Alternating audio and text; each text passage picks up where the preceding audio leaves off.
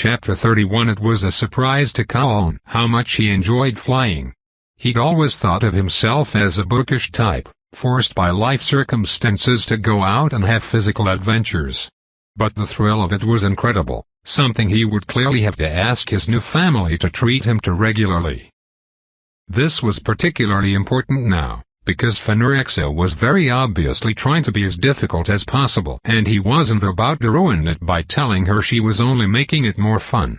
She kept banking gratuitously with every passing air current she found, and propelling herself in a series of almost bounces rather than a steady glide, pumping her wings with particular power to shoot them forward in an arc, and then again only when they started to fall. Of course, it was possible she just wasn't as good at it as Iziroa, but Colin had firm doubts. Either way, he kept his mouth shut, hung on, and grinned madly for the whole ride. Until, at least, their destination hove into view. Then he made himself focus on the problem at hand. It was barely a few minutes before they rounded a mountain peak and beheld a slender tower perched improbably against the side of the next one over. Time to get into the right mindset for persuading a cranky wizard, then. Colin was very curious about this Shadrach fellow. Everyone's descriptions hinted at a crotchety old man. Imer Alafine had called him the boy, but then again to her, practically any human would be little more than a child in age. He took it as final validation of his hypothesis when Phanerexa plunged right at the mountainside and slammed into it claws first with an impact that made the entire thing tremble. Even if she wasn't as adept a flyer as Iziroa, that was just too clumsy to have been anything but deliberate. "Well, I guess that's as good a way to knock as any," Colin said cheerfully. Phanerexa snorted, turning her neck to grin back at him. "It'll do for a start. I guarantee he knew we were coming before I landed, but that doesn't mean we're done trying to wheedle our way in. What approach do you recommend to get him to come out?" "Oh, there's not a thing you could possibly do to entice him." "Me? I usually just default to brute force. It's all part of the fun of visiting Shadrach. Generally I favor more cerebral methods of achieving my goals, but from time to time it feels quite liberating to just hammer on the problem until it cracks. Like this." Seen from up close, this was even more obviously a wizard's tower than it appeared from a distance. It was too slender to make much architectural sense even without the wider section at its peak, which did not look adequately supported. The material looked like purest white marble, though glossy as if lovingly polished, and totally without any visible seams where bricks or stones connected. No stairs or other obvious means of access reached the entrance. There was just a small doorstep jutting out over the side of the mountain, and behind that a door of reddish wood planks heavily supported by an intricate structure of what looked for all the world like hammered silver.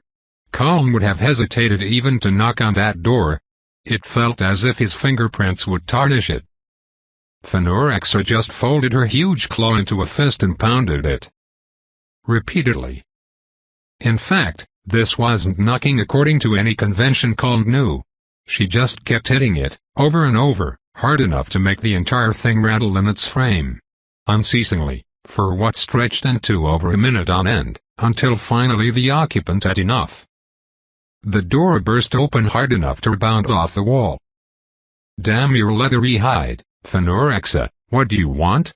I am busy." "Oh, please, what could you possibly be busy doing? You never do anything." "I am in the middle of exercising." "You can do that any time, Shadrach. This is important." "If it's important, it doesn't involve me." "It specifically does, this time. I've brought you business." The wizard snorted loudly, grabbed the door and yanked it shut. "And that's goodbye." Phanerexa had grabbed the door frame, however, and it rebounded off her impervious scales. Colin, meanwhile, was staring at Shadrach the portal-mage in bemusement. He hadn't known what to expect, but it was not this. The wizard wasn't much older than himself, certainly under 30. Or rather, that was how he looked. Colin figured he shouldn't make assumptions about a wizard powerful enough to give Atraximos the dread pause. And he clearly had indeed just been exercising, He was stripped to the waist and covered in a light sheen of sweat, which was unfair. Shadrach was such a physically perfect specimen Colin might have mistaken him for a dragon if not for the lack of scales and horns. Certainly he was not built like the priests and mages he had known back in Rivkabad, nor like the soldiers and workmen who carried dense muscle and often a layer of fat that helped feed it. Shadrach's body was lean, just brawny enough not to look excessive, and overall appeared sculpted, the physique of a man who wanted to look that way and worked hard at it. He had unfairly perfect features to match, which were so well accentuated by his slightly shaggy, curly black hair and a strategically unkempt short beard that even his sour expression didn't detract from the effect. It was just non-stop pretty people in his life lately. Well, Colin quite liked most of the dragons. Hopefully this guy wouldn't turn out to be more in the vein of Hactria and Atraxamos. Though the signs thus far weren't promising. Now, Fenourex chided the wizard, grinning maliciously. You can be neighborly for once in your life, Shadrach. I'd think you would want to meet the new head of our household. At that, the wizard paused in trying ineffectually to pry her claws off his door frame to squint suspiciously up at her, then at Colin. The who? What? Wouldn't that mean? Oh yes indeed, she said with relish. Slayer of Atraxamos the Dread, and by draconic custom, the heir to all that was his, lair, hoard, and consorts. Arkansas Colin Zelikur, meet Shadrach Meshabedin. Charmed, Colin said with his best smile. Shadrach scowled at him, then turned back to Fenourex. I don't know how to tell you this, but that guy is not a dragon. Oh, yes, she agreed. There has been discussion on that point. It's been decided that for all practical purposes, he counts. Is that a fact? The wizard grunted, once again squinting at Colin. If I didn't know better, I'd say he was a godling. Wait, you can tell that? Colin exclaimed. Just by looking? Well, I can. It's not obvious, no, but any advanced practitioner could see at a glance you're not a normal human. Depending on their specialization. Anyway, as long as you don't go gadding about in a major city, you're unlikely to run across anyone who can tell. Fenourex cackled with glee, and Colin once again questioned how Izyroa was an empress and yet had such a vague and flippant grasp of operational security. So, Shadrach mused, the old bastard's dead, then. Well, that's good enough news. I guess I can forgive the disturbance. Hells, this is even worth a celebratory cup of tea. You might as well come in, then, since I'm clearly not going to get rid of you that easily. He turned and stuck back into his tower, leaving the door hanging open. Colin flickered to the doorstep and followed him inside, where he found Shadrach had suddenly turned around and stared back at him through narrowed eyes. Ah, right, that dragon godling teleportation. Everybody insisted he should not be able to do so instinctively. What must that have looked like to an actual specialist? Behind him, the door was pulled shut, and Colin glanced back to get his first sight of Fenurex's smaller form.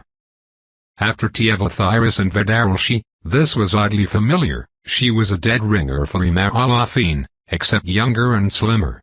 In fact, now that he thought about it, all three of his wives were quite voluptuous in form, while both the daughters were more willowy. Colin had to wonder if there was some significance to that, or just Atraxamos's genes. Her hair, of course, was blue, hanging in a simple sheet down her back past the base of her tail. Most amusing was her attire. Fenourex wore only a robe in an unpleasant shade between brown and gray that Colin could only think of as dust-colored. It was loose and fit her poorly, hanging off one shoulder. Altogether she was dressed like someone whose interest in clothing began and ended with a begrudging concession to basic modesty, which was pretty funny considering she'd had to remind Imaralafine of the same. This was even more obviously a wizard's tower on the inside. Colin had never been more unsurprised to see something so uncanny. The round room was significantly bigger than the circumference of the building itself, and seemed to be a plain chamber carved from a single enormous piece of marble, with 7 identical doors spaced across its single encircling wall. They were all of the same silver-bound redwood as the front, each neatly labeled in a language Colin couldn't read. Shadrach had already turned away again, stalking across the room to open and step through another door without bothering to address his guests further. There was nothing to do but follow, which they did. This led into a space which clearly did not exist inside the mountain tower. To Colin's surprise, it seemed to be a completely mundane apartment, and rather messy. It was free of the likes of dust and mold, but books, dishes, and clothing were strewn haphazardly across every surface in the sitting area immediately behind the door. This adjoined to an equally unkempt kitchen with a surprisingly rustic-looking dining table in its center. 3 more doors to the gods only knew where were positioned along the walls. Shadrach pulled out one of the kitchen chairs and plopped himself down unceremoniously, leaning it back on 2 legs to scowl at his guests. "I guess I'll get the tea, then," Fenorexa said with good humor, her claws clattering on the floorboards as she stepped over to the cabinets. "You know where everything is," Shadrach agreed sourly. "And don't breathe fire at my kettle this time, you lunatic. I have a perfectly good enchanted stove." "It's so much slower." "Yeah, it's much faster when you incinerate my damn dishes. Use the stove." "You're no fun," she said merrily, already spooning tea leaves into the kettle. "And yet, for some damned reason, you keep coming back here." "Well, you said it was business?" "I don't do any business, but you're here, and I've promised tea, so that gives you a few minutes to say your piece. What the hells do you two want?" Colin was not about to react to his attitude. He'd dealt with much more unpleasant people who couldn't teleport him into the ocean. "Portal magic," he said, making his tone brisk and just passably pleasant. He knew a guy like this would not respond well to an overly ingratiating approach. Imalafine said you're the best, or more specifically, she declined to bother with a particular task herself when you were so nearby and specialized in it. "We need to create a permanent doorway between my apartments and the lair and another location in the forest of Outer Boisford." "Really, astounding portal. That's all you want?" Shadrach curled his unfairly perfect lips disdainfully. "Why in the uncounted hells is this my problem? Imalafine could do that as easily as falling off the mountain." "You'll have to forgive my ignorance." "I truly do not. But my layman's understanding is that the problem is not the portal itself, but the fact that it has to connect 2 locations which are behind mutually hostile ward networks." The wizard narrowed his eyes, but the expression was as much intrigued as grumpy now, which seemed like good progress. "Again, I don't see why you felt the need to reach out to me for it.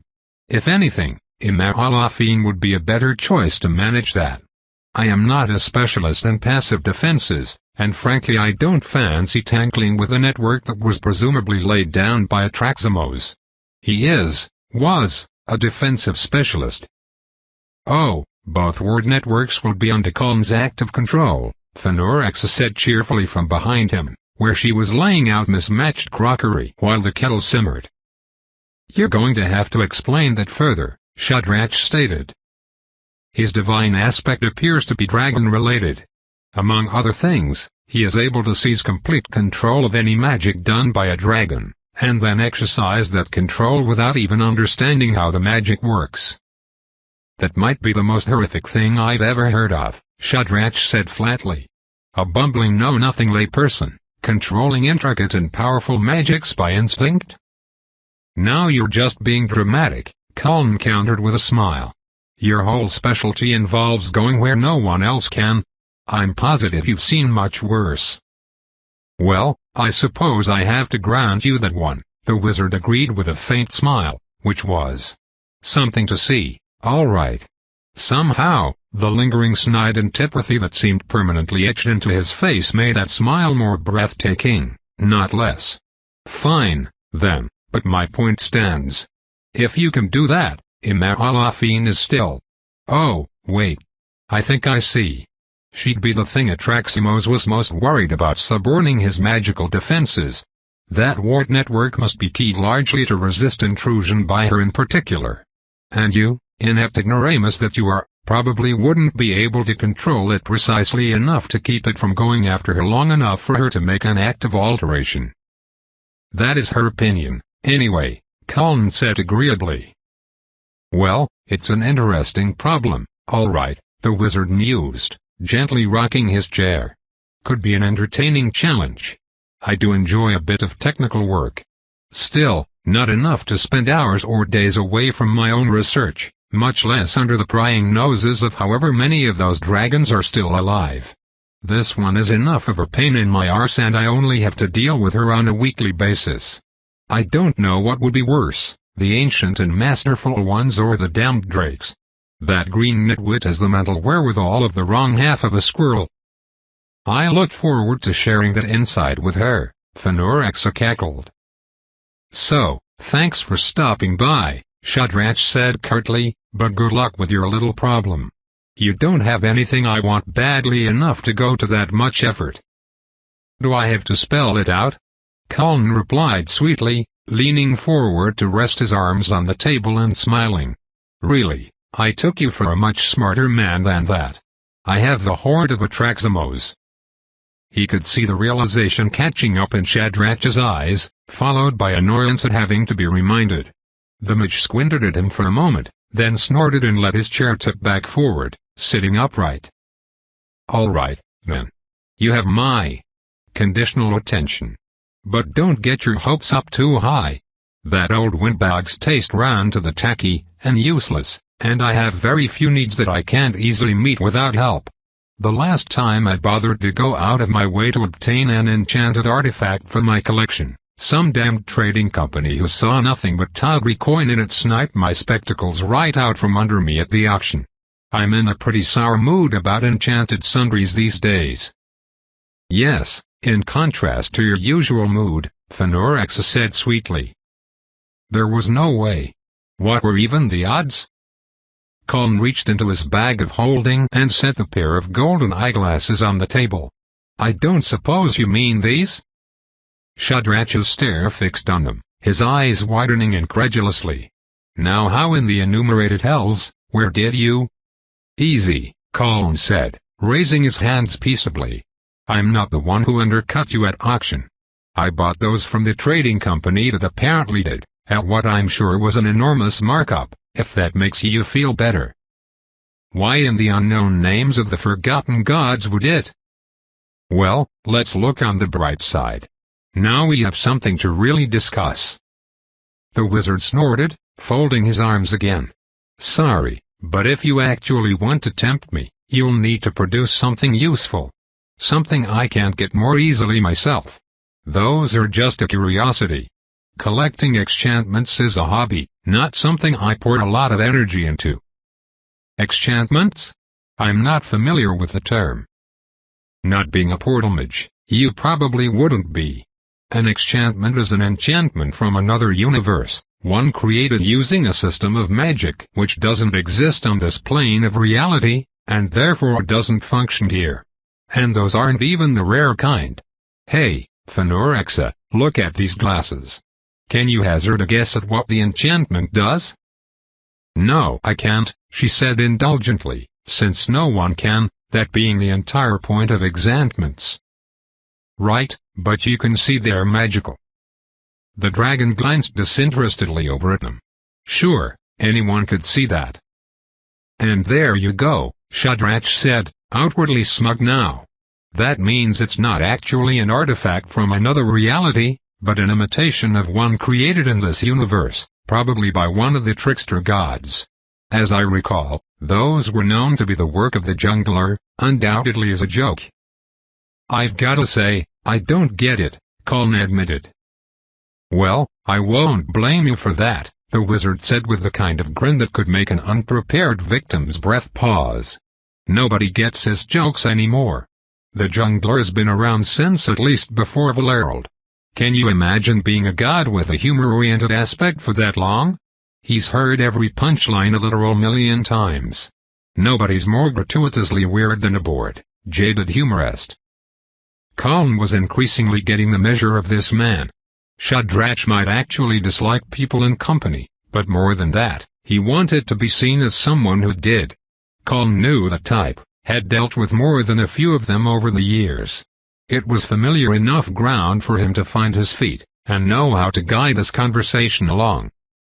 He put the spectacles away, and when he pulled his hand back out of the bag, it was holding a glowing chunk of square crystal and an intricate geometric housing of gold, copper, and iron.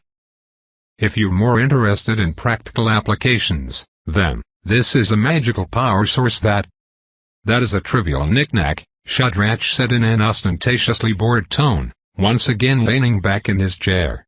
The vast majority of spells are fully self-powering, that's just how most magic works. By the time you're deep enough in any system to be doing anything that needs an external power source, you're deep enough to know how to make your own. And you'll have to, because most such spells require something exceedingly particular that a general-purpose battery can't do. Those things are made by wizards as practice or proofs of concept, and then left sitting in bags of holding because nobody actually needs them for anything. He was smirking now, starting to enjoy this game. Colin decided to string him along a bit further before pulling out his trump card. The more softened up he was, the better, but he had to be careful not to drag this on too long, lest the unsociable mage get tired of the game and throw them out. As if to underscore that the clock was ticking, Phenorexa began setting out mismatched cups and pouring fragrant tea. "You used my good tea, I see," Shadrach said sourly. "Only the best for such esteemed company," she rejoined, grinning. He sneered at her. Colin returned the spell battery to his bag, pulling out another piece of crystal, this one magenta, with a very faint luminescence shifting in its core. "This is one of the fragments of a soul crystal containing a bound gem of nearly unmatched power. Anyone who reunites all 74 shards will gain complete control over." "That's not just a curiosity, it's a nuisance," Shadrach scoffed. "Nobody is ever going to gather all those shards. I guarantee the hoard of Atraximos the Dread isn't even the most obscure, inaccessible place one is hidden. If you have one, all that means is you get harassed by the worst kind of greedy adventurers trying to steal it.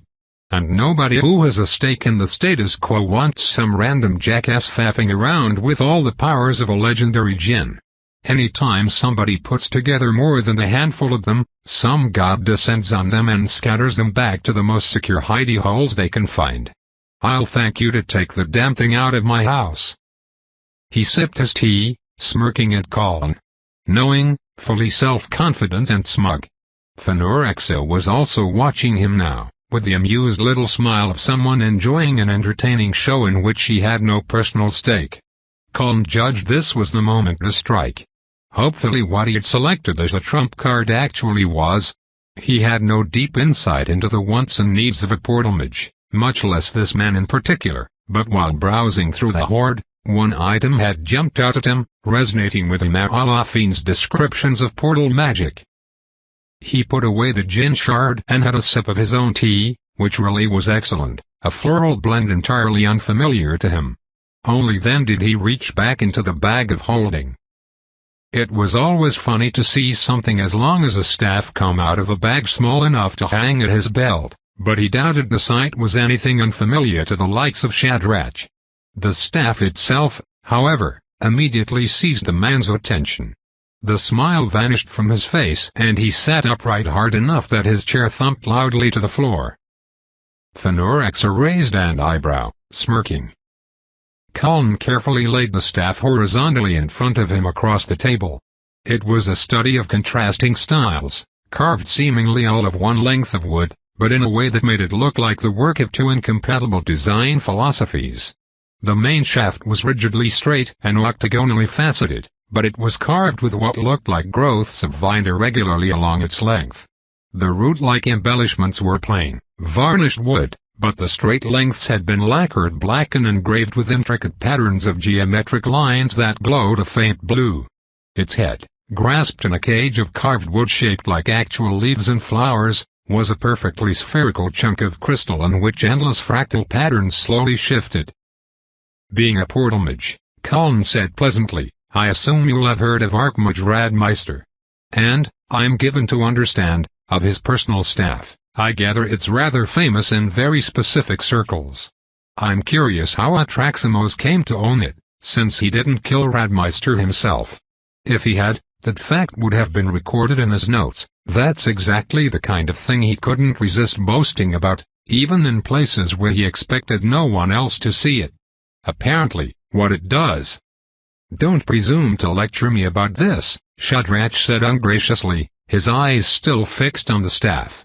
After a second he heaved a deep, irritated sigh and set down his cup so hard the tea sloshed over. Ugh, balls. Fine, let's talk details. Chapter 32. He never approached the level of friendly, or even personable, but it was amusing how much better Shadrach the wizard behaved under the eyes of two unimpressed elder dragons. Back in Coln's chambers in the lair that afternoon, he had just enough brain power to spare from keeping conscious control of the wards and engaging in conversation to surreptitiously enjoy the grouchy mage's discomfiture. Shadrach hadn't even commented on Coln's slapdash arrangement of enchanted objects forming haphazard pieces of a bedroom and kitchen in the middle of Atraximos' old museum space. He had seen the man take in the sight, curl his lip, glance at Izyroa and Imaralafine, and physically repress his outward reaction. Even if this didn't work out, it would almost be worth it for the entertainment alone. Watching you do that is incredibly unnerving, Shadrach commented tersely. Which came as a surprise. He wasn't even watching Coln at all, being turned away examining the ceiling of the huge front chamber. I'm not even, you mean, controlling the wards. I'm just keeping them from reacting to whatever you are doing. And also to Imaralafine. Looks like our hypothesis was correct. They really don't like her being in here. Utterly typical, Imaralafine snorted, folding her arms. At least there will be no more of his nonsense to suffer. I wonder, Coln said, frowning as he concentrated on the flows of magic running through the chamber, could I remove whatever element of them is causing? I would strongly advise you not to attempt to modify this ward network, Shadrach said with an audible strain in his voice. I would be hesitant to modify this ward network, not being a specialist in such enchantments. The intricacy and power of this thing is unreal, which makes the way you mindlessly control it all the more unsettling. If you messed it up, the best-case scenario is that it would collapse. Being a defensive structure, it's more likely it would do something incredibly nasty to everyone and everything in this mountain. I conquer, husband, Imaralafine added. We can conduct any future Congress elsewhere. It is fascinating to watch you manipulate it, though. How would you describe the experience of controlling it? I don't know, it's just like thinking, Coln admitted. I don't have the expertise to understand the mechanics of it the way you do, but I can tell it doesn't like you being in here. As long as you don't do any magic, I don't think it'll react aggressively. It's just trying to do something. To encourage you to leave? I'm not sure how else to describe it. Absolute madness, Shadrach muttered. A psychological vector of attack. Imaralafine curled her lip disdainfully. That old coward. I wouldn't have thought him capable of something so subtle, but perhaps it's unsurprising he would hesitate to provoke me directly. Will you be able to interface with it, Shadrach? Izyroa asked. Yes, it shouldn't be a problem, the wizard said, turning in a slow circle and directing his gaze to various points around the upper parts of the walls. It's designed to be added to, both integrating new magical objects into the collection, and adding new word functions. I don't get the impression erecting a permanent portal in here was specifically one of the intentions, but I can see how I can get it to accept such a thing. What's more important is I believe I can get it to apply its own security features to the doorway, to help ward against intrusion. That would be ideal. I can do basic defensive charms, of course, but this is the best defensive ward network I've ever seen, and it would be a pity not to put it to proper use. What concerns me, he added, shooting Coln an annoyed sidelong look, is that you'll need to actively keep control of it to let me add any modification. It's been a while since I've worked in conjunction with anyone else, and that was with a professional. Describing what I'll need in a way you can not only understand but act upon is going to be a trial. I'm not a complete idiot, you know, Colin said mildly. If you were a complete idiot, you would obviously be dead already, given what you're playing around with here. Shadrach glanced at the two dragons fleetingly. You are a layperson, and that's going to be enough. This is not simple material. I have worked with a wide variety of partners, Imar said with some amusement, her tail flicking. Why don't you let me handle my husband? I wish you would, Shadrach grunted. She narrowed her eyes and Colin jumped in before that could devolve. I was wondering earlier, wouldn't it be better to just remove the entire ward network, both here and at the other end, and have Imar lay new ones? She is certainly a better magician than Atraximos. Shadrach rounded on him, glaring. Are you daft? I don't think you realize the enormity of what you're asking, husband, Imar added, fortunately looking amused rather than similarly scandalized. Atraximos built this over the course of centuries. Yes, I could make something better, and also much faster. I estimate it would only take me a decade or two. I thought our ideal timetable was 2 weeks at most. This ward network is a treasure, Shadrach ranted, waving his hands in outrage. It's a masterwork. I would compare it to a cathedral. You don't just tear down something like this because it's in the way. Also, Izaroa added in a much calmer tone, there is a security advantage in having a system laid by 3 different practitioners, with 3 different approaches to defensive spells. Absolute security is a fantasy, but what we are proposing to build would be, I think, functionally absolute, in that it would passively direct attackers elsewhere. Anyone capable of brute forcing through it would be more likely to just come through the front door flinging spells, and anyone capable of penetrating it through skill and subtlety, well, we wouldn't be able to keep them out anyway. Colin thought about Boisvert, about Izaroa's idea of security, and decided this was not the time or place. I see, he said politely. Thank you for explaining. I appreciate your patience with my ignorance. But of course, husband, Imar said smugly. Izaroa gave her a sidelong look. All right, I believe I've seen what I need to hear, Shadrach stated, turning in another full circle to peer around. Colin wondered what he was seeing. Even able to intuitively sense the magic as he could, he didn't detect anything worth looking at in any of the spots Shadrach was looking. Let's have a look at the other end. Ah. That is, Your Excellency. I am not here in my capacity as head of state, Izaroa said with a small smile. You may address me by name, sir. Would you prefer a topographical map, or exact latitude and longitude? Actually, never mind, it is just as easy to do both. Colin both sensed her calling upon magic, and sensed the ward network focusing on her in preparation to take action. He flexed his will to hold that at bay, while Izaroa conjured an illusion showing a section of forest in the foothills of a mountain, floating in the air before her and accompanied by a string of numerals hovering above.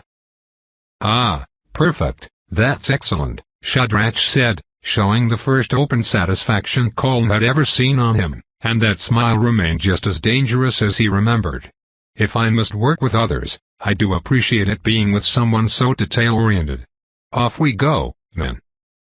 Colin could not feel Shadrach's magic the way he could a dragon's, but he sensed the wards responding to the wizard's casting, and then the chamber disappeared around them.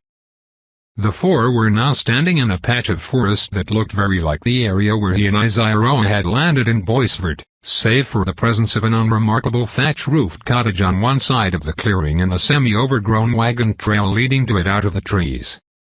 He could also feel the magic laid over the cottage, feel it turn its attention upon them. Not reacting just yet, but lying in wait. Well, there it is, Imar stated, waving one claw at the cottage. Go on, Colin. I've been looking forward to seeing this for myself.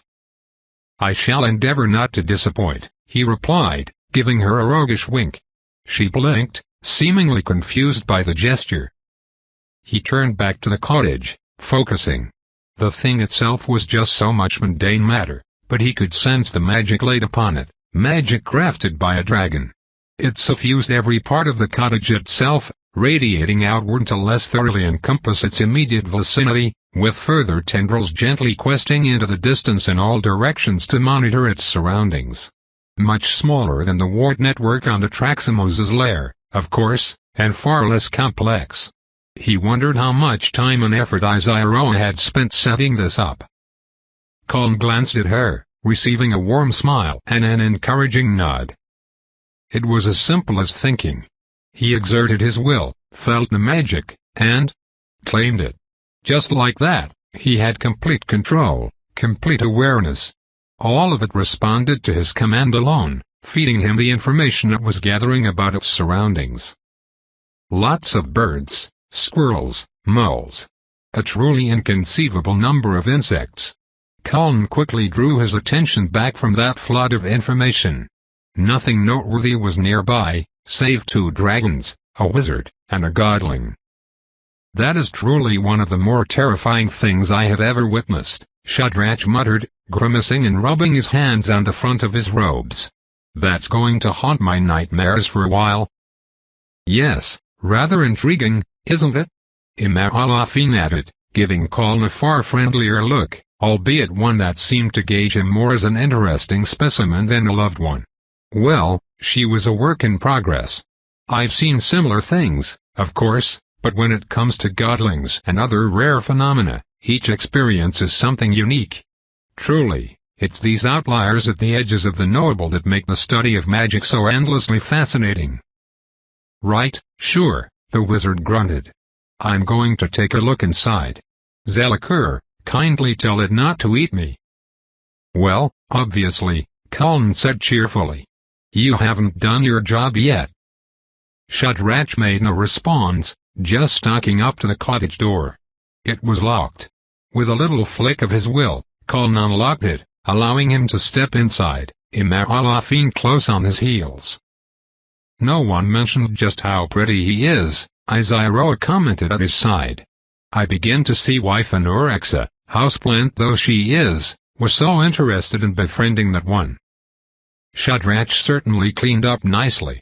If anything, Colin was grateful the mage wasn't distractingly topless and aglow with sweat, but he was now distractingly dashing in his flawlessly tailored black robes.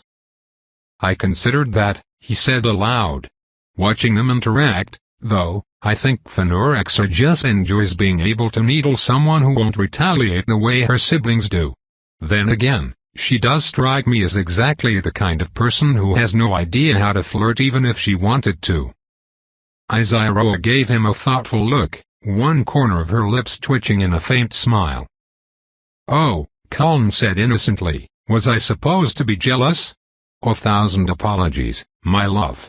How dare you make eyes at another man, truly I am wroth." "Don't overcompensate, husband," she said, grinning and bumping him with her shoulder. "Confidence and security are very attractive, too." They followed the other 2 inside, where there wasn't much to see. With the windows shuttered, there wouldn't have been anything at all, but Imar had conjured a floating ball of light above her head, filling the single room with helpful radiance. The cottage had no furniture save 2 racks of shelves and a large wooden chest, currently standing open and empty. It was spotlessly clean, without even a speck of dust. Colin could now discern the feature of the ward network which ensured this. "Good, good," Shadrach was muttering to himself, again turning in circles and studying things Colin couldn't see on the walls. A textbook configuration. "I hope you are not too disappointed," Isaiah said very evenly. No, textbook is perfect," the mage said absently, seeming not to notice any warning in her reaction. "Both for my purposes, and those of this as a drop point. Complex or subtle wards out here in the middle of nowhere would only attract attention. This? Any passing mage would assume it's another wizard's storage shed, and probably keep walking. Evervil's adventurers don't have a raid and pillage mindset as a rule. Big cultural emphasis on privacy around here. Yeah, this is ideal. I can not only build a portal in here, but work it right into the existing wards in such a way that it doesn't even look like anything's there." He turned to face them, actually rubbing his hands, and for the first time looked interested in what they were doing, actively so, not just grudgingly. "All right. Zelakur, my staff, if you please." "Now hang on," Colin said with a wry smile. "You haven't done anything yet. And do you want it done this afternoon, or over the course of this week?" The wizard snapped. "I gather you know what that staff does. Besides, there's the... Well, would one of you ladies like to explain it to him? It'd probably seem rude, coming from me." "I get the impression that is not something about which you commonly worry," Iziro mused. "Dragons don't often conduct business with mortals," Imaralafine explained with a smug little smile, "but when we do, the done thing is to pay in advance. Few mortals are stupid enough to defraud a dragon, and none has ever done it twice. On the contrary, it is the dragons they have to worry about not bothering with payment when the task is done. You should know, husband, that many of our kind do not share Tevathyros' sense of honor, nor Iziro's notions of civilized conduct. Indeed, I would not scruple to put this conceited little creature to work and then toss him out. Nor will I bear ill will that he seems too clever to be in that position. Fair's fair." "I see," Colin said calmly, inclining his head to her. "Thank you for that explanation. But I'm not a dragon." He turned a sunny smile upon Shadrach, who curled his perfect lip in response. "Oh, so you'd rather be addressed in human terms. Fine, so you broke into these ladies' home, presumably to steal something, murdered their husband, and now are keeping them in sexual servitude through brute force. What the hell's is your problem, guy? You belong in a dungeon." Colin stared at him in silence while Iziroa and Imaralafine grinned in vast amusement. Just for a second. Then he pulled the staff out of his bag of holding and wordlessly extended it. Shadrach snatched it from his hand with a decidedly ungrateful grimace. "What does that thing do?" Iziroa inquired. "That it is intensely magical I can tell at a glance, but beyond that." "It's an intelligence facilitator," said Imaralafine, eyes also on the staff, her expression critical. "An apt choice of enticement for a portal mage. It adds nothing to his power, per se, but in essence, does a lot of the math for him. With that in hand, a mage of his specialization can accomplish in an instant what might otherwise take him hours of preparation." "Don't intelligence-augmenting artifacts rather notoriously tend to cause insanity?" Iziroa asked. "Indeed, which is why that one is famous. Radmeister made it from a previous masterwork staff, one belonging to a mage specializing in healing. A very innovative integration of an entirely new focus into an established enchantment. It not only vastly accelerates the holder's ability to perform calculations, but insulates the brain from the normal effects of that. In fact, I should think making habitual use of it would serve to stave off the later life dementia to which mortals are prone." Iziroa grunted. "You can ward off the worst of that by regularly learning new languages and eating minimal sugar." "Who cares?" Imaralafine exclaimed in exasperation. "That's interesting, I only knew the first half of that," Colin said before they could begin sniping in earnest. "Atraximos kept meticulous notes on everything, but it seems every time I cross-reference them with another source it reveals a stretch of material about which he simply didn't care." "Yes, that sounds right," Imaralafine agreed, sneering. "I do wish you'd left me his corpse to work with, husband, but altogether I am most appreciative that you got rid of the old brute." "You... what, vaporized him?" Shadrach demanded, scowling. "Zelakur, do you have the faintest idea what the corpse of an elder dragon is worth?" "Just make with the magic, Shadrach," Colin sighed while his wives grinned in malicious amusement. The ensuing hours were exactly as difficult as he'd expected, being spent mostly interfacing between Shadrach and one or the other ward network, with Imaralafine interceding to translate. Colin couldn't help taking some amusement from the cranky wizard's ongoing struggle to restrain his temper in front of the two dragons, but even so, managing it was tense. He was grateful Iziroa had the foresight to banish the drakes from the vicinity. Vinamax didn't seem interested, but both his sisters had wanted to spectate and commented, and Colin suspected that would have pushed someone over the edge. He, of course, had no frame of reference for how long it normally took to build a portal network, but to judge by how impressed Amir Alafin was, evidently that staff did indeed shave an enormous amount off the time Shadrach needed to work. The mage himself looked kind of surreptitiously giddy while using it. But ultimately, a day spent in tedious, finicky work in which the challenge was managing the personalities involved made him almost homesick. This wasn't at all the kind of work he'd done back in the Royal Archives, but it was reminiscent in all the right ways. At points he could imagine himself back there, soothing the bureaucrats of two competing departments as they tried to organize a joint project with an unclear chain of command. He'd been good at that, at managing people, a competent enough scribe, but it was Colin's people skills that had formed the trajectory of his career. He could almost see, out of the corner of his eye, the Lord Scribe watching him sidelong with a proud smile as he passed through on some other task. Nothing had made him puff up more than that. Quite apart from the career prospects of staying on the good side of the Empire's chief bureaucrat, the Lord Scribe had been more of a father figure to Colin than any of the kind souls actually responsible for orphan wrangling in the apprenticeship program. To make him proud had always been. Of course, that was before the same Lord Scribe had pulled strings to get Colin falsely imprisoned because his presence was suddenly an embarrassment to Hector's offended father. He pushed all that aside and focused on the here and now, gently distracting Amir Alafin whenever Shadrach said something too snippy for her sensibilities. Being a layperson more or less along for the ride, he had little means of monitoring their progress, and so it was almost a surprise to him when it was done. Just like that, he had a doorway in his chamber which led to a little cottage deep in the forest countless miles away. By the end of it, Amir Alafin and Shadrach were both so tired of each other that both had departed with little further fanfare. Colin planned to give her some time to relax in the comfort of her own chambers before making overtures to appease her ego, and he was frankly pleased at the prospect of not having to deal with Shadrach anymore. The man was just unpleasant in every way except to look at. Wrangling him had been right in Colin's skill set and somewhat reminiscent, it was true, but he had plenty of work shepherding difficult personalities just with the dragons. Isaroa had given him a hug before returning to her own suite, and Colin, finding himself momentarily at loose ends, decided on a whim to treat himself to a walk in the woods.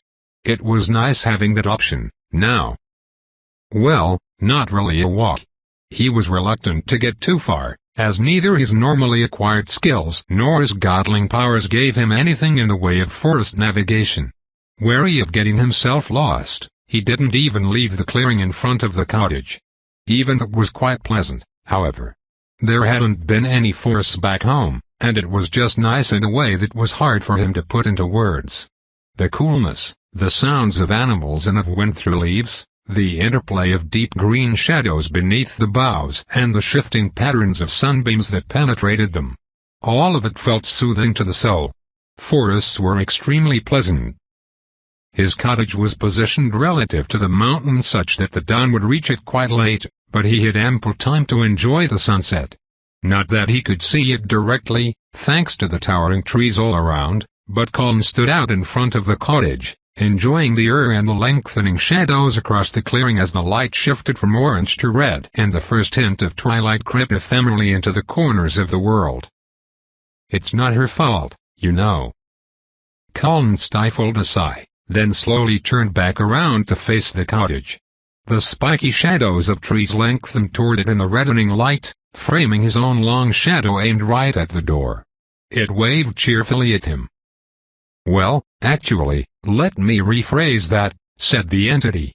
It was explicitly her fault, but accounting for context, I don't think it's reasonable or fair to blame her. So Isaroa doesn't know the first thing about information control or how to conduct a discrete operation. She's a ruler, and one of the best there is at her craft. She also doesn't know how to dig a sewer system, balance a budget, or train a platoon. What she can do, and do better than practically anyone else alive, is manage the people who can do those things, balance all their and 1,000 other competing interests, and produce the best combined result for the public, who are the reason all that work needs to be done. You have to consider what being a dragon means, too, especially in a country like this. If the Verdi, or most Vale folk, saw a dragon walking among them, they would frantically pretend they'd seen nothing and it was just an average workday. Ho-hum. That is not how most people would react, especially in Rivak, or any of the places Izira grew up. Why wouldn't she assume she was flawlessly pulling off her surreptitious visits? We all have our blind spots, Colin, no matter how clever we may be. You, for example, went into that excursion with blind faith that Izira could do no wrong. Which makes the outcome as much your fault as hers, but I wouldn't cast blame on you, either. Based on what you knew going in, your false assumption looked reasonable, just like hers. Sometimes you can do everything in what seems like the right way, and what you don't know borks it right out from under you. That's life. The outcome, huh? Colin grunted. Now you want me to ask you about those details. I bet you could tell me just what everyone knows. I bet you'd love to put me back under your sway, in need of your information. Oh, is that what I'm after? The entity chuckled. Is it? I've gotta tell you, man, our relationship would still be a lot warmer if you weren't so damn resistant to telling me what you really want. Now, you've made some less reasonable assumptions there, Colin.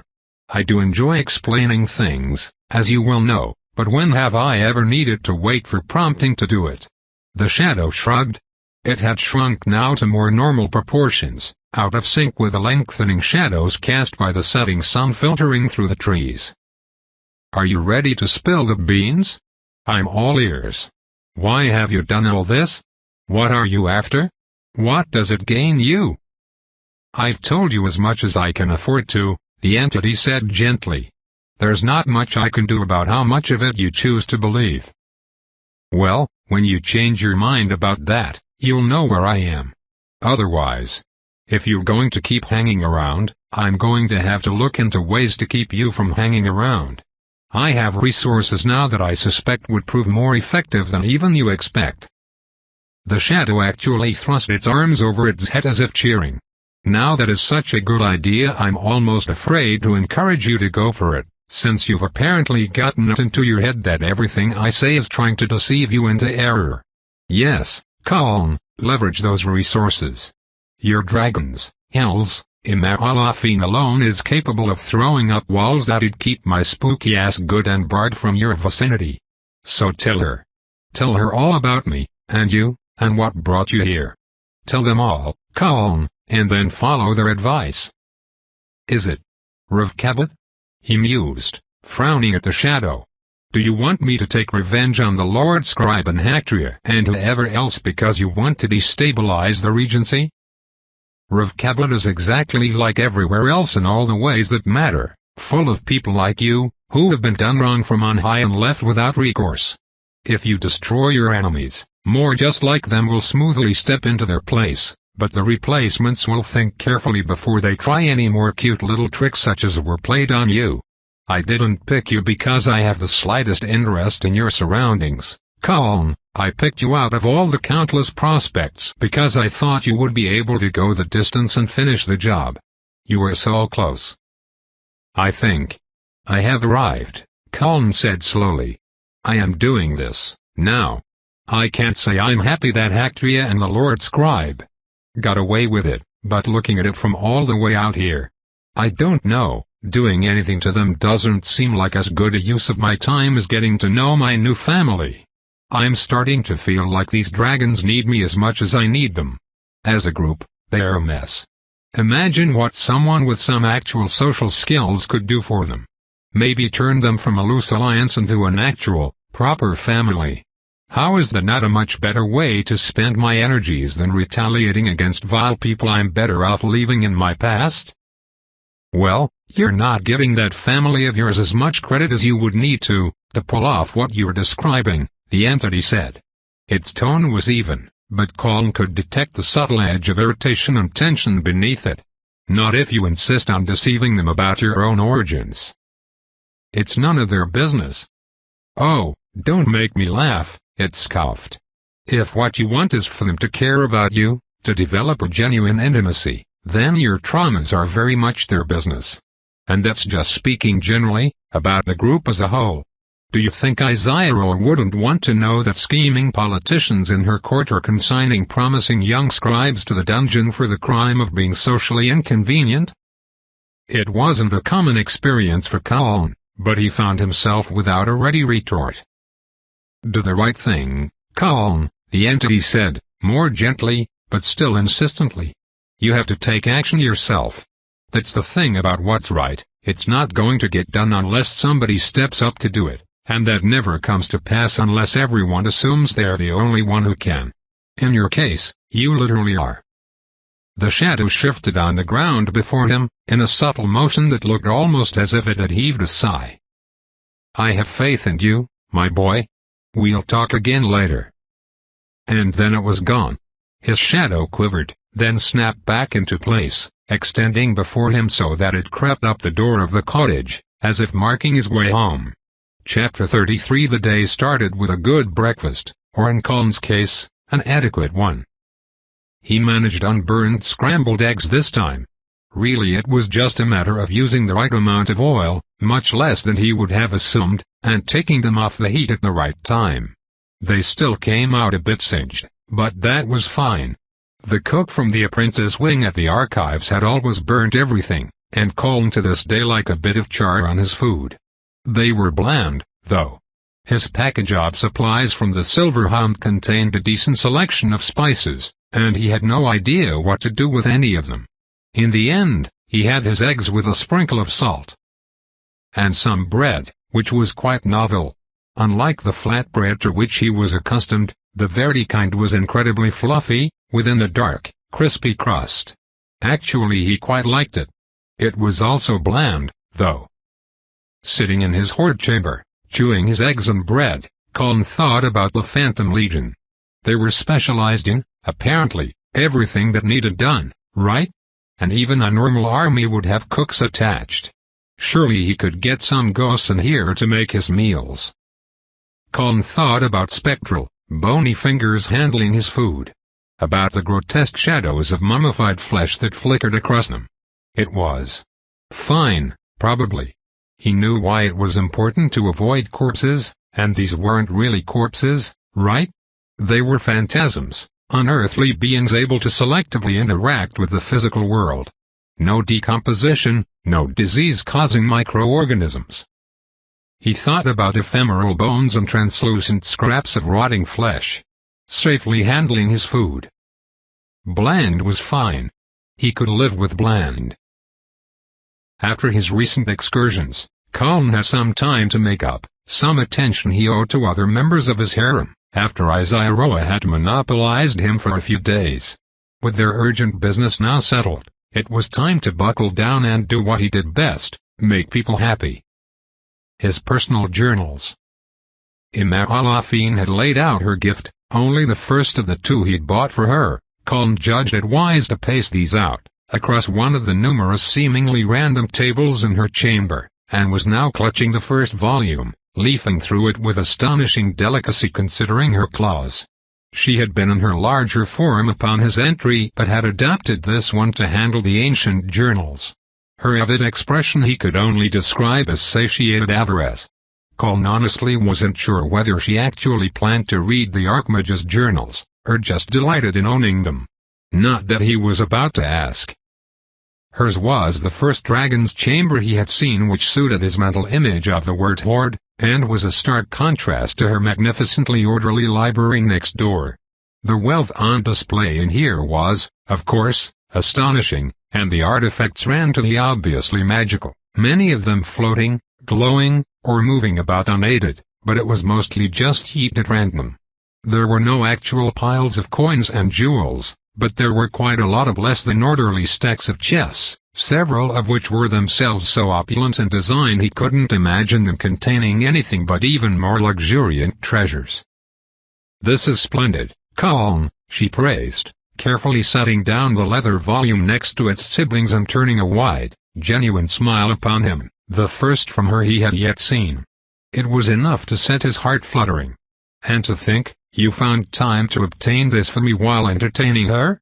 I begin to think I have sadly underestimated you. I can't say I mind, if it means getting to see you so happy, he replied with his very best smile, the roguish one, slightly lopsided with just a hint of teeth and a mischievous tilt of the eyes. Imar actually drew in a sharp little breath, going faintly pink about the ears, and he had to actively refrain from grinning like a fool.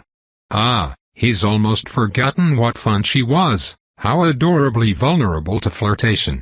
I know you understand that my attention will often be pulled in multiple directions.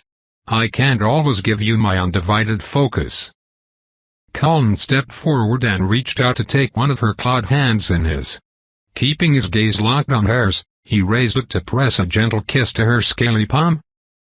But even when you cannot be at the forefront of my thoughts, my lady wife, know that you are never far from them. If, as this time, I happen to see something and think Imar would like that, well, then it should be yours, and it is my solemn duty to make it so. Flirt, she accused, her cheeks bright pink now. Imar withdrew her hand, cleared her throat, and tossed her head once, seemingly unaware of the agitated way her tail was flicking about behind her. Well, I suppose, then. That is, after such a thoughtful expression from my dear husband, you are owed some manner of reward. Absolutely not, he countered, widening his grin and injecting another standard grin unit of mischief. My thoughtful expressions are no less than your due, and I could ask no greater reward than the warmth of your regard. Tail lashing even harder, she glared at him while simultaneously going a deeper shade of pink. Calm, you Claude, I am. I know, love. You're trying to find an excuse to do this. This time, now that he knew he could do it, he did so deliberately, and with control. Colin rose to meet her, gliding forward and up till his feet hovered off the ground, till it was Imar, not the gravity of the very world, who was the anchor determining his position in physical space. Slipping an arm around her waist, he took her chin in his other hand, lifting it to make her look up at him where he now loomed over her. The poor dragon looked absolutely moonstruck, claws quivering helplessly at her sides as she couldn't seem to figure out what to do with them. He could almost feel bad. Deploying his best moves on a shut-in of multiple centuries was grossly unfair. Almost. If she were not so rapturously lovely to behold, so warm and cuddly in his arms, so absolutely adorable in her confused reactions. And I simply can't have that, Colin murmured, gradually leaning closer, one iota of space at a time. My darling, you need no excuses. That which you should desire should be yours. I mean to lavish you with all the adoration you have been unfairly denied. From the grandest of gifts, to the mere warmth of a kiss. Imar crossed the last inch herself, making a soft, desperate noise deep in her throat as she kissed him hungrily. Colin rewarded her with a tightening of his embrace, slipping his hand around to cradle the back of her head. He gave her a few seconds to enjoy it, and then flexed his power again. She squealed into his mouth as he spun and dipped her, a feat of which he probably wouldn't be capable with his feet firmly on the ground. But Colin had learned he could move a dragon to wherever he wanted them with his mind, and move himself relative to a dragon, and that resulted in Imar swept off her talons, bent nearly to the floor, and clinging to him as he pressed down on her from above. After that first exclamation, it only made her kisses more ardent. Obviously, he didn't keep track of how long they spent like that, save that it was a while. He attuned himself fully to her every little movement and expression, and could sense it when she began to be too flustered to enjoy this as much. He was guiding her into territory she had never explored. This could not be done all in a rush. Thus, before she could begin to be actually uncomfortable, he gently straightened up, set her down on her claws, and gave her a bit of breathing space. Both of them, in fact. Colin found himself just as pleasantly in need of catching his breath. Ahem. Imar somewhat clumsily extricated herself from his grasp. Yes, well, that was a very pleasant diversion, husband. Thank you, but I have to. "Of course, my lady," Colin said, bowing graciously to her. "Your pardon, I don't mean to distract you from your own projects. I shall eagerly anticipate the next time we can talk." She was already flushed, and effect even more visually striking now that he had her all disheveled. At that she went bright red, stammered, and turned to hustle away into the depths of her hoard. Colin indulged in humming to himself as he sauntered out of the Malafine's chambers, carefully straightening his own clothes and hair as he went. This was going extremely well. Not that he wasn't looking forward to the culmination, but there was the destination, and then there was the journey. This was fun. "How very like you, husband," Tiavatharis said with one of those enigmatic little smiles of hers, gently turning over the volume of Zoo's poetry in her claws. Layers of deceptive complexity, in such a seemingly simple gesture. I cannot but interpret in this an acknowledgment of my own area of special interest. But also, perhaps, a bit of gentle mockery at my expense? A subtle expression of frustration? What an intriguing bundle of subtext. Colin stared at her. Off to the side, Vadaril, she snickered loudly. "You know," Colin said after a long moment in which Tiavatharis just smiled mysteriously at him, "it is possible to read too much into things. I saw that, I thought you would get a kick out of it, so I bought it for you. This was before I discovered what a challenge you're apparently going to be to shop for." That vague little smile broadened into an expression of open humor, which Colin filed away. He had the strong impression he was only glimpsing the edges of her personality, still, but it was clear enough now that she preferred directness and seemed to dislike obfuscation or conversational games. Actually, this might prove even more of an issue, not less. Colin wasn't sure he even could converse with someone and not swathe himself in layers of performance and social maneuvering. And having now had that thought, he found himself suddenly disinclined to open that box any further. "My apologies, then, husband," Tiavatharis said, inclining her head graciously. "This was most thoughtful of you, and I am most grateful. I may or may not actually read this, it is legendarily awful, but I shall assuredly treasure it." She paused, looking at him expectantly, and Colin started to answer. Then stopped. She wanted him to be just open and honest, straightforward himself. What in the infinite hells would that even be like? What did it mean? Colin cleared his throat. "Well, I'm glad it pleased you, then. That is genuinely all I was trying to do. So, I guess I'll make a mental note of this. Likes books. Should be fun to find you more gifts in the future, and see what you read into them." What in the hells was he doing? You couldn't just say something like that to your own wife. How was he even meant to talk to someone he cared about in a way that wasn't calculated to appeal to their feelings? You couldn't just talk at someone with no regard for what it would do to them. That was hurtful and rude.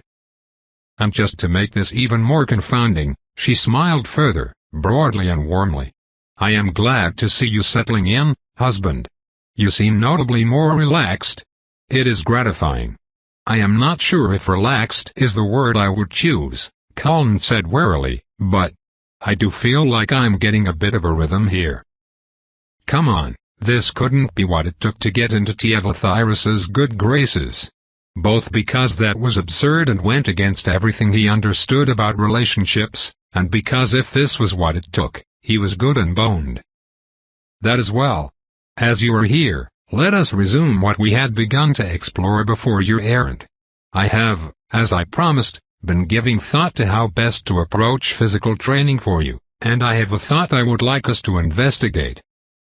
"Ah, yes," he said, putting on a smile. "Well, by all means. Consider me at your disposal." She tilted her head slightly, and blinked once. "You are not enthused at the idea?" Colin started to answer, then cut himself off. She was more than smart enough to spot dissembling, and she did not like it. Okay. Open and honest. That wasn't going to work, in the long term. Colin really did not think he had that in him. For now, though, the plain truth about this matter in particular would probably not be too offensive to her sensibilities, so he decided to risk it. Honestly, I don't think I'm ever going to be as interested in the subject as you are. Not even remotely. But, it's not as if I don't understand the benefits of physical health. I told you about the exercise program at the Royal Archives, right? She nodded, watching him with a calm expression. So, I hope you will forgive a lack of enthusiasm on my part.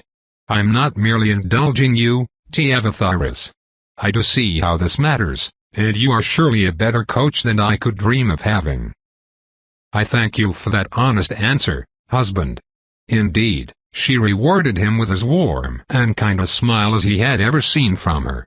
Enthusiasm is helpful, but ultimately, it is diligence and discipline that matters. If you will lend me these, I promise I shall see them rewarded. It's a deal. Come, Vedaralshi, T33 said more briskly. As we discussed. Ugh. The young dragon rolled her eyes dramatically. Come on, mother, you're already in that form. Yes. As you are about to be.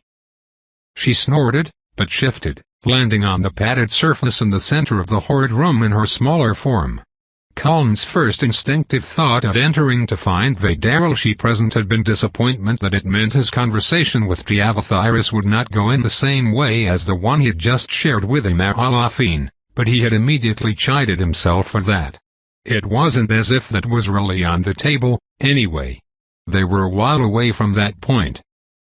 Yeah, Vedaralshi grumbled, rolling her shoulders and neck. I'm not your performing monkey, you know. Are you not? Why do you imagine anyone bothers to have children? T33 turned a cold shoulder to her daughter's outraged stammering. I have observed, husband, that you seem able to take in far more information about a dragon than your mere physical senses could tell you. In considering the fact that you are in better physical condition than your physical experiences could explain, and that your metaphysical nature means you probably cannot develop stamina and strength by the same means as a mere human, I have decided to embrace an attempt to exploit these traits rather than struggling against them. While it is not in my nature to approve of shortcuts, perhaps this truly is the better way to train a godling. I would like you to focus fully upon Vedaralshi as she performs a sequence of movements. Open yourself and seek to take in everything you can. We will test if you're able to reproduce a dragon's physical feats as readily as you can their magic. I don't think it works like that, Colin said, frowning. I specifically can't reproduce a dragon's magic. I tried that with something I saw Izairoa do, and got no result. I can take control of magic a dragon creates, that's all. Interesting, she murmured. Worth noting, then, and you are likely correct. However, the physical and the magical are fundamentally distinct. And even if the experiment does not succeed, having the result matters. If it does not work, we will simply try something else. Now watch closely and focus, please. Vedaralshi, the Pomnoret sequence, 4th kata. Colin had expected more backtalk before she grudgingly complied, but Vedaralshi straightened up into a balanced stance and bowed to her mother in silence. Then she turned and launched into a sequence of movements.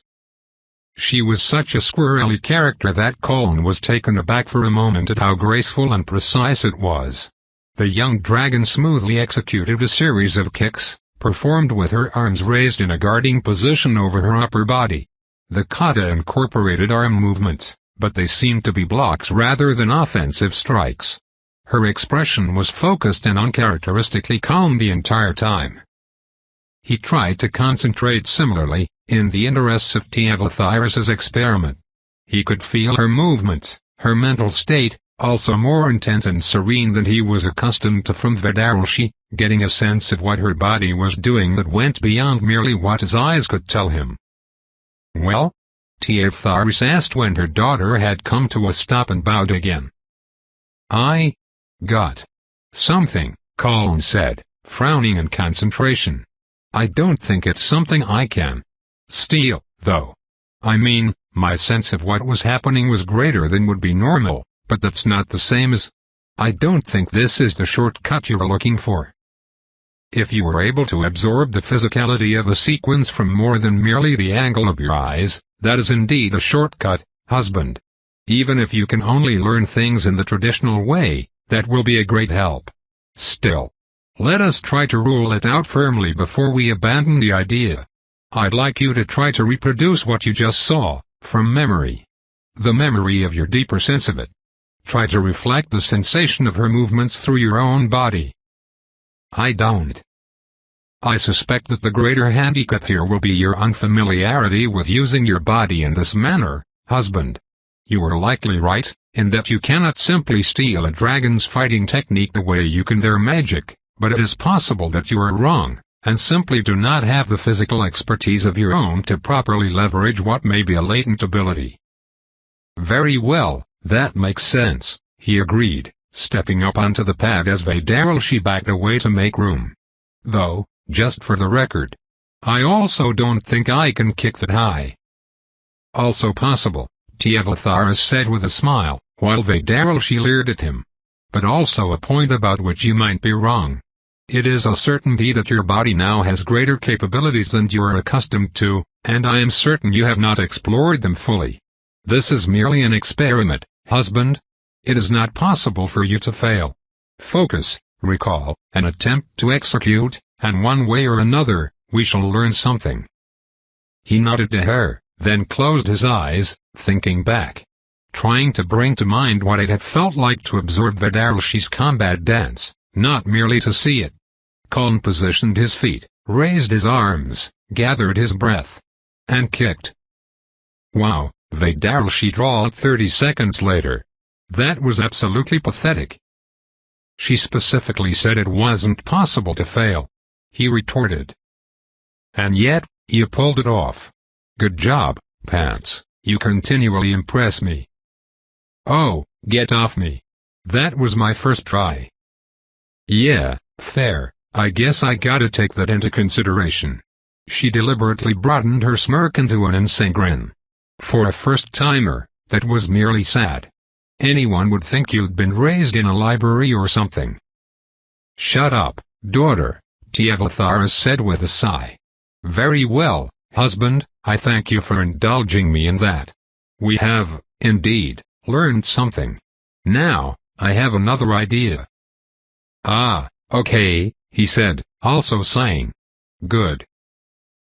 Making the rounds, Fanoraxa asked as he emerged into the central vault some time later. I suppose after you spent so much time with Iziroa, the others do require their share of attention. Yes, he said, noodling the small of his back. That hadn't been a full training session, but Tiavatharas's various experiments had nonetheless put him through his paces. She was right. His body worked differently now. He wasn't sure exactly, but could definitely feel how much he'd been moving. I haven't exactly worked out a daily routine here, you know. And I'm not just acting out of obligation. I told you yesterday, I do happen to like the women to whom I'm married. Spending time with them is not a burden. And that wasn't a criticism, she said, grinning. By all means, Kaln, do keep everybody's egos and feelings in mind. It'll be that much more peaceful around here for us all if you preemptively ward off anyone feeling slighted. I seem to recall you mentioning something about that. What are you doing outside the library, anyway? Her tail lashed once and her long face fell into a disapproving frown. HMPH. Mother isn't there, being extra insufferable. It seems someone went and gave her a rare set of books, so she's laying all the usual protective enchantments. Old volumes don't just preserve themselves, you know. Really? Those belong to an archmage, surely they're already enchanted. Oh, please, Fanoraxa scoffed, Mother is like 5 archmages acting in implausible unison. She'll be critiquing and analyzing his work before deciding how she can do it better. I give it even odds whether she strips off the existing protections to build her own, or integrates new measures into them. Either way, Kaln, that ends up making it a better gift than you probably realized. You gave her a project to work on. There's nothing she likes more. He suddenly turned away from her, staring at the front door with a frown. Colin sensed a dragon approaching. Not an unfamiliar one. That wasn't what caused him to suddenly go on alert. On the contrary, this was the second time he'd felt Vanamax soaring toward the lair at high speed, filled with such a storm of overwhelming emotions and hostile intent. The last time wasn't something he was going to forget any time soon. "Problem?" Fenorexa asked pointedly. "Maybe," Colin said. "I'm no soothsayer, but brace yourself. I have a premonition that something terribly annoying is about to happen." She glanced at the door through which he'd just come, behind which Tiavathyris and Vidaralshi were still in that horde chamber, and smirked. "Ah! Vanamax is coming home." From that point, it took him only seconds at the speed with which he was moving. Colin barely had time to inhale deeply and mentally prepare himself before Vanamax had slammed to the landing outside and come charging through the entrance corridor. Skidding to a halt just inside the vault, the black and red dragon raised his head and let out a deep, trumpeting roar which echoed through every corridor of the ancient timekeeper complex. Colin felt the response to that summons in the form of every other dragon present stopping what they were doing to come out of their own chambers and investigate. That told him Vanamax did not make a habit of this. The elders, at least, would undoubtedly ignore him if they didn't find something interesting about it. Even all of that occupied only a distant corner of his mind, however, as he was mostly fixated on what Vanamax was carrying tucked in one of his huge claws. Or rather, who? "Vanamax, what have you done?" Izyroa snarled in outrage, flaring her own wings aggressively. "I have done what a dragon ought," Vanamax roared back, setting down his burden none too gently. She hit the floor in a stagger and stumbled to the side, wheeling her arms until she lost the struggle and went sprawling to the floor. "Taken what I want. If you can have yourself a mortal pet, so can I." It was a human woman, a pale northerner with brown hair and a black dress, seemingly Colin's age or younger. Now, I'm not a scholar or anything," Vidaralshi commented, lowering her head to ground level to peer at the girl from across the room, "but isn't that hair ornament?" Colin noticed it too, now that she had pointed it out. The young woman had some kind of decoration in her hair made from gold, sparkling with inset jewels. It had come significantly askew, given her generally disheveled state at the moment, but it was still pinned securely enough to her brunette locks to have remained on her head. "It's called a tiara," Fenorexa drawled. "A signifier of hereditary rank in Vale cultures. Well, our dear brother is more of a traditionalist than I'd thought. It seems he's gone and abducted himself an authentic princess." Tobe continued,